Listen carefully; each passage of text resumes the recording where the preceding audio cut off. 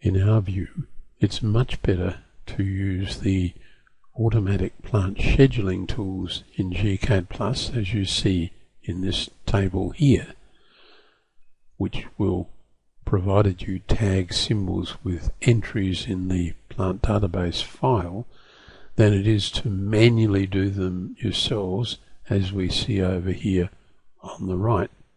If I zoom in here, notice here Lomandra longifolia is labelled Kingsdale Poa, but so is Angioxanthos flavida. So there's clearly a mistake that's occurred there. When you run the automatic schedule, not only do you take the chore of counting, but you ensure that provided your plant schedule itself, your database file, is accurate, there will be no mistakes in botanical names or common names.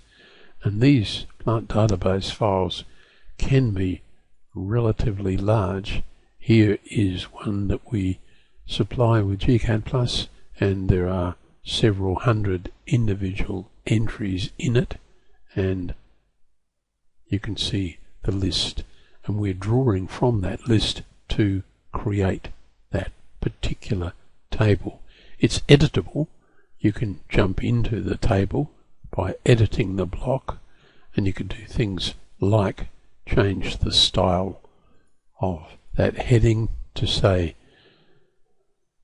hand, and you could change its height, make it 300, and there's probably I would change that to Architect D, that's better, and we can edit and then close the block editor.